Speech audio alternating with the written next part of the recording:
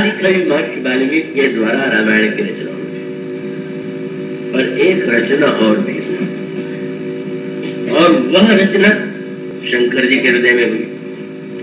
अब महर्षि वाल्मीकि में और शंकर जी में अंतर है। महर्षि वाल्मीकि महान महात्मा है, भगवान शंकर तो साक्षात ईश्वर ही, लेकिन उनके हृदय में जिस काव्य का उद्भव हुआ उसके मूल में कोई बहिरंग करुणा नहीं। तो भगवान श्री राम के दिव्य तत्व में रूप और लीला में रूप से भली भांति परिचित है। अनादिकाल से उन्होंने निरंतर भगवान के अवतारों को बार बार होते देखा है, उस लीला का रस आस्वादन किया है, और तब उन्होंने जो राम कथा की रचना किया वो किसी भोजपत्र पर नहीं, कागज पर नहीं, लेखनी के द्वारा नहीं। तब रच महेश निज मानस रखा। इसका नाम रामायण के स्थान पर जो मानस रखा गया, रामचरित मानस, रामायण भी कहते हैं, रामायण कहिए तो भी कोई आपत्ति नहीं, पर मानस क्यों रखा गया? तो उनका सबसे पहले इसकी रचना जो हुई शंकर जी के मानस में, और उस रचना के बाद बस अंतर है। महर्षि वाल्मीकि की रचना हुई तो तत्काल आ गई, पर भगवान शंकर ने जो रचना किया उससे उन्होंने किसी को नहीं सुनाया।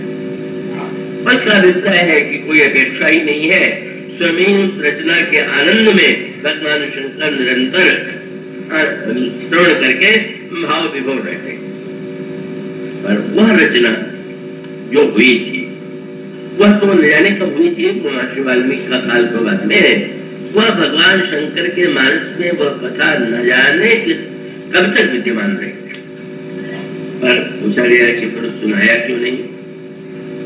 और बहुत मीठी बात आती कि शंकर जी जब पार्वती जी को कथा सुनाने लगे तो आपने उनको यह सुनाया कि जब श्री राम प्रभु ने अवतार लिया अयोध्या में बालक के रूप में, तो फिर बताया कि मैं भी गया था।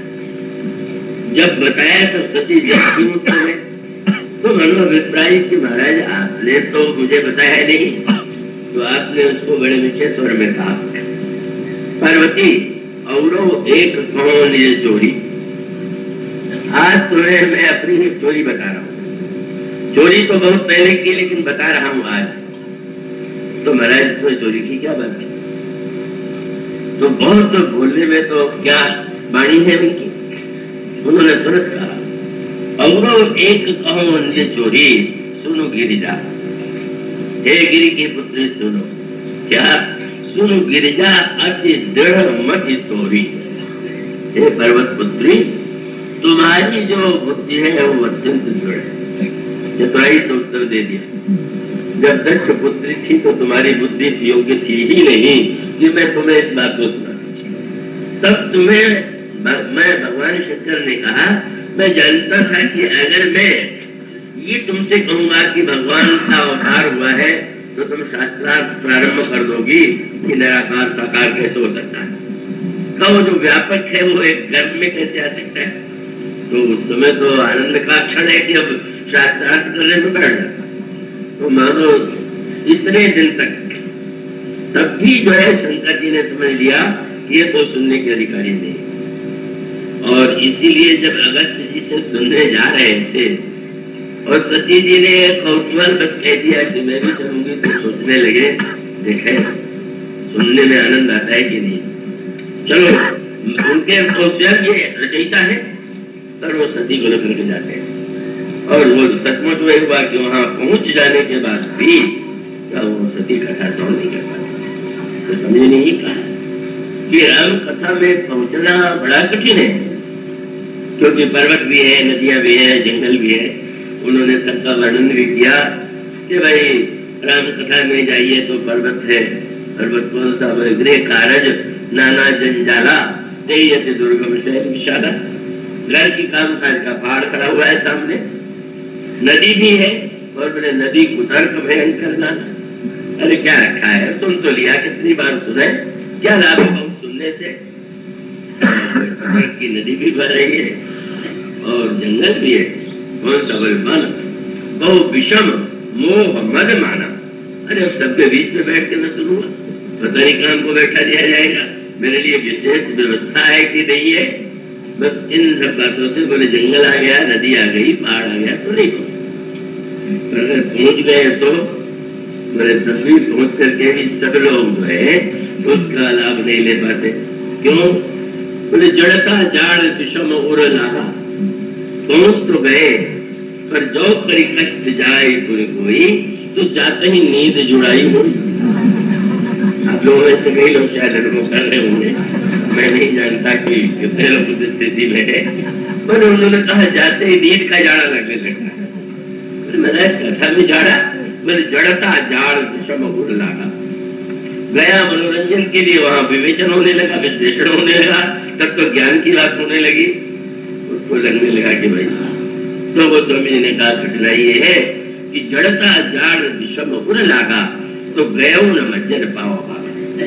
जो नहीं पहुंच पाए तो बेचारे थे ही, वो तो पहुंचे ही नहीं पाए, पर पहुंच करके भी जो जड़ता बुद्धि का, ये नहीं कि गधा अगर कोई व्यक्ति बुद्धि लगावे तो समझ में नहीं आता, पर बुद्धि को लगाने का कष्ट ही यदि न करें और बुद्धि को ही अलग छोड़ करके केवल हम मन के संदर्भ में ही सुनने की चेष्टा करें तो दुनिया रहेगी।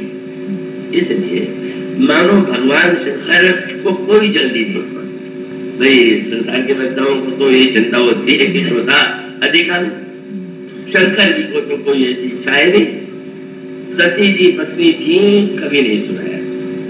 आज जब वो सती पार्वती बन गई तब भगवान शंकर ने उनको कथा सुनाई, और इसीलिए पार्वती ने भी जो प्रश्न किया उसमें भी लिखा हुआ है कि जब शंकर जी के पास पार्वती गई, पहले सती थी, भगवान शंकर ने कहा कि अगर तुमने कथा श्रवण किया नहीं, मेरे कहने से भी तुम्हारा संशय नहीं मिट रहा है, तो तुम जाके परीक्षा लो। परीक्षा लेने के लिए गई, चली गई तो भूल पर भूल होती रही। जब परीक्षा के लिए जाने लगे तो शंकर जी ने कह दी, याद रखना मोह भ्रम मिटे ऐसा तो तुम करना, लेकिन इस बात को तुम ध्यान रखना कि जैसे विजय मोह भ्रम भारी करे उस जतन विवेक विचार। तुम विवेक से विचार कर लेना कि किस पद्धति के द्वारा इनकी परीक्षा ली जाती है। यद्यपि ईश्वर को परीक्षा का विषय नहीं है, पर मान लो अगर तुम्हारे अंतःकरण में परीक्षा लेने की बात भी आ गई है तो तुम विवेक और विचार से सुन लो। शंकर जी का तात्पर्य मानो क्या था? शंकर जी का एक शिष्य कहलाने वाला रावण, जो नाम तो था शंकर का शिष्य और स्वयं तो गुरु जी से अपने को दूना बुद्धिमान मानता था। उसको लगता था कि इनके 5 सिर मेरे 10 सिर, तो वो तो मुझसे आधी बुद्धि वाले हैं। गुरु से चेला अपने को अधिक बुद्धिमान मान ले। तो अब जब उसके मन में यह प्रश्न आया शूर्पणखा की बात सुन करके कि उन्होंने अकेले 14,000 राक्षसों को मार डाला, तो एक क्षण के लिए व्यंग है सुन करके, एक तो सत्संग में सुनना और दूसरे शूर्पणखा से सुनना। सत्संग में सुनते हैं कि भगवान ईश्वर है, शूर्पणखा ने ईश्वर को नहीं बताया, लेकिन जब राम के पराक्रम का वर्णन किया तो वो सुनने के बाद चला गया। और रात्रि को जब वो पलंग पर लेटा तो चिंता के मारे उसे नींद नहीं आ रही। गए भवन सोच बस नींद पड़ी नहीं रात। हर दूषण मौसम बलवंता जिन्हें को मारे भाई। और उसका अर्थ यह है कि आज पढ़ते हैं कि ज्ञान दीपक में कैसे कैसे जा करके बुद्धि और अंतःकरण शुद्ध हो, तब व्यक्ति के अंतःकरण में प्रकाश होता है। शूर्पणखा का एक बात तो सुन करके ज्ञान दीपक जल गया, ये कोई दीपक जलने वाली बात नहीं। अगर बहुत कहे तो यूं कर सकते हैं कि भाई बिजली है, जल रही है, उसका प्रकाश है, दीपक है और उसका प्रकाश है, पर रात्र के घने अंधकार में बादल छाए हुए हो और जो बिजली चमकती है उसे क्या कहिए? क्या बिजली की चमक को, उसमें तो बहुत बड़ी चमक है, नापने वाला ये बता सकता है कि इसमें कितनी विद्युत शक्ति है, पर क्या उस प्रकाश में आपको प्रसन्नता होती है क्या? वाह इतना बढ़िया प्रकाश हुआ, घबरा जाता है। और वो प्रकाश भी क्षणिक होता है, बहुत तेजी से प्रकाश कौंधा, और कौंधने के बाद फिर व्यक्ति भयभीत होता है। अब ये बिजली चमकी है तो कड़कड़ाहट भी होगी, भयानक होगी, कई लोग बंद कर लेते हैं, इतना असह्य कैसे होगा। तो रावण जैसे व्यक्तियों का ज्ञान जो होता है वो बिजली के चमक के तरह होता है। क्षण भर के लिए अंधेरे में समूहमय स्थिति है, रात्रि है, पलंग पर सोया है, शूर्पणखा की बात सुनी है, उपदेश किसी मुनि महात्मा से नहीं मिला है, कब शूर्पणखा से पूरा उपदेश दिया था रावण ने शूर्पणखा। आज भी कई लोग पढ़ के कहते हैं कि शूर्पणखा ने रावण से इतनी बात ऊंची कर दी।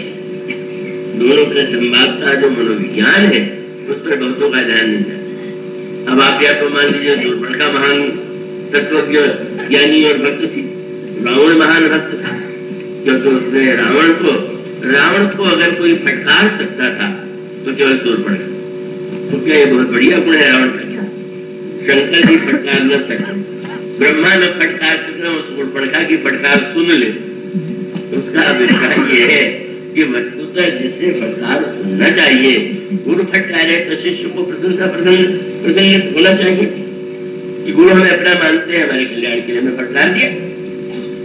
और रावण तो फटकार की क्या बात, वो तो शंकर जी से दूसरे कह दिया कि आप तो कैलाश पर्वत पर निवास करते हैं और महाराज आपके पास तो कोई कामकाज है नहीं, और मैं तो इतने बड़े विश्व का सम्राट हूँ और लंका का इतना है, मैं बड़ा व्यस्त रहता हूँ, आप ही आके पूजा ले जाए। और उसने सोचा कि शंकर जी ने जब ये कहा कि अच्छी बात है, तो मन ही मन हंसा, तो ये भी मुझसे डरेंगे, यही उत्तरा कर लिया, ये नहीं याद लिया कि कृपा कर गया। तो हो सकता था कि मेरे भाई कृपालु है, इसलिए हमारे गुरुदेव कृपालु है कि आगे ब्रह्मा से कहा अब आपका वेद का क्या सदुपयोग है, कब मेरी सभा में आइए और सभा में आकर के आप वेद पाठ क्या करें। ब्रह्मा ने भी स्वीकार कर लिया और ये भी डरे, सब में वो डर की कल्पना करता है। और फिर दूसरा जी ने कहा कि वेद पढ़े विधि शंभु सभी तो पूजावन रावण सो बराबर। शंकर जी किस बात के लिए डरेंगे, महाकाल को कैसा डर, पर रावण जैसे व्यक्ति को उसे डराने में प्रसन्नता होती है। वो स्वामी जी कहते हैं अगर कोई बड़ा व्यक्ति रूठे तो आप मत रुकिए। तो स्वामी जी कहते हैं जो परिपाय मनाइए तासो रूठ विचार। क्यों? तो जिसको पैर पढ़ के मनाना चाहिए उससे विचार पूर्वक रूठना। क्यों? जो परिपाय मना दिए तासो रूठ विचार, तुलसी तहां न जीतिए जहाँ जीते उहार। वो कहते हैं जहाँ जीतना भी हार है वहां कभी मत जीतो। उसका अभिप्राय चेला अगर गुरु से जीत जाए तो उसका दुर्भाग्य, चेले को अगर गुरु मनावे तो उसका दुर्भाग्य है, मानो उसने वो अवसर खो दिया। का वस्तुतः रावण का दुर्भाग्य ये। और शूर्पणखा जी आकर के भरी सभा में रावण को जो शब्द कह देती है, न शंकर जी ने कभी कहा, न किसी महात्मा ने कहा, न नारद जी ने कहा, यही कहा अरे रावण तरस पान सोवस दिन राती, शराब पी करके दिन रात सोता रहता। ऐसा वाक्य रावण की सभा में जो कर सके और सुधी नहीं तो सिर पर आराती, तुझे कोई पता नहीं है कि तेरे सिर पर कितना बड़ा शत्रु आ गया है। और फिर कहा जो उपदेश दिया उसमें जो वाक्य है बड़े विचित्र है। बोले रावण विद्या बिनु विवेक को बुझाए, विवेक शून्य विद्या से क्या लाभ। उसी में कह दिया का वो तो विवेक शून्य विद्या की तरह तुम्हारा आचरण है। और उससे भी बड़ी बात क्या कह दिया, हरि समर्पे बिनु सत्कर्मा, भगवान को समर्पण किए बिना जैसे कर्म व्यर्थ है, जैसे विवेक और विनम्रता के बिना विद्या व्यर्थ है, इसी प्रकार से तुम जैसे व्यक्तियों का जीवन भी व्यर्थ है। कितनी ऊंची भाषा। अब कौन सा प्रमाण पत्र जैसे शूर्पणखा, इसका अभिप्राय तो यह है कि क्या कोई भी बुरा से बुरा व्यक्ति, उसकी स्मरण शक्ति अच्छी हो तो उसको नीति शास्त्र के वाक्य भी याद आ जाएंगे, पुराण और ग्रंथों के भी वाक्य याद आएंगे, और दूसरों के सामने वो उनको अच्छी तरह दोहरा सकता है।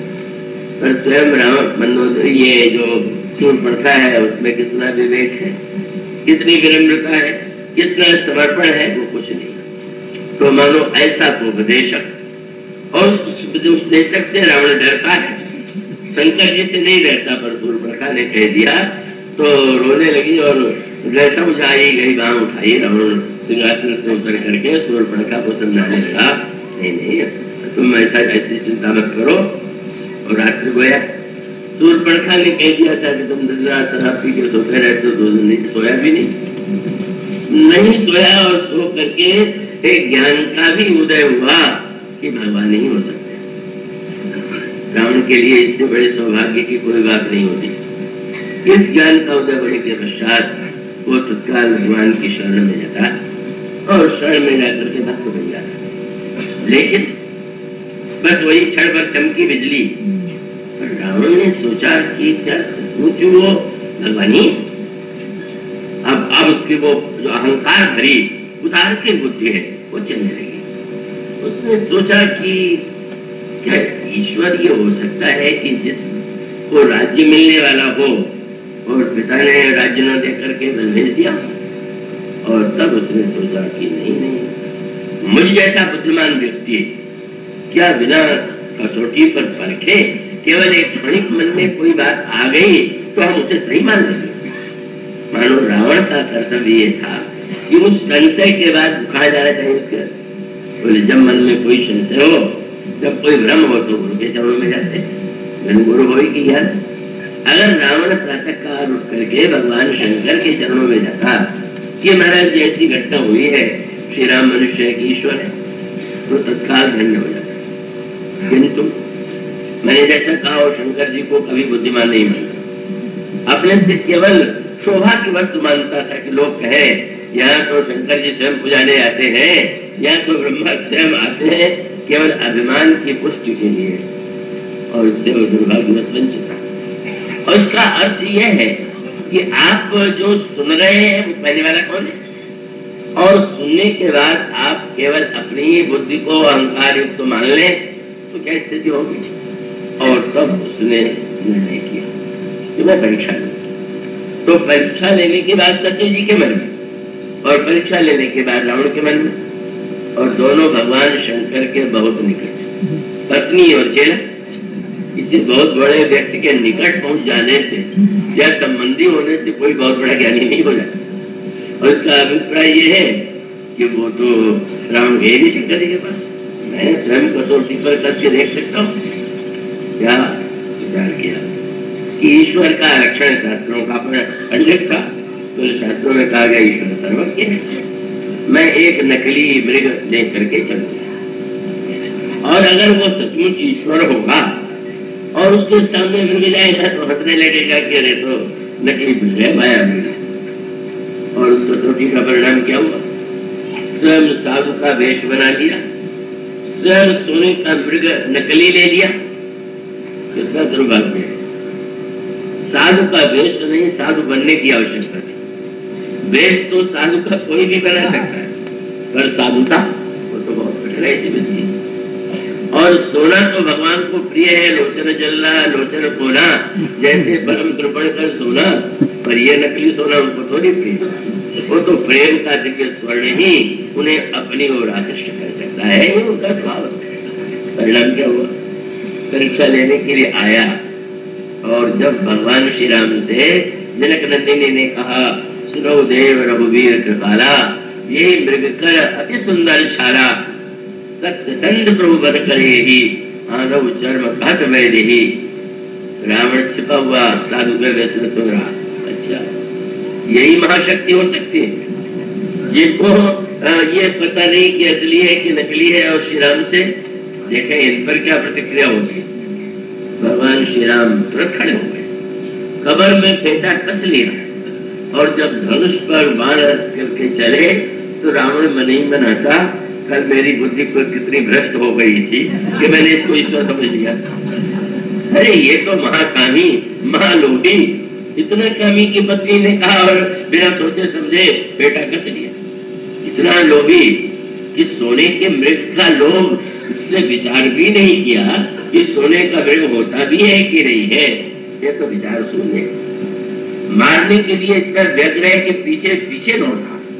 इसके बाण में इतनी भी सामर्थ्य नहीं है रावण कल्पना करता मैं होता तो जहां से बाण चला देता, मृग पर संधान कर देता, पर जो मृग को पकड़ने के लिए भाग रहा, प्रभु ने भी दोनों का कार्य किया। जयंत के पीछे बाण लगा दिया तो चाहते तो मारीच के पीछे भी लगा देते, और लगा देने की बात क्या थी, बाण से मारते तो मारीच तो तुरंत गिर जाता।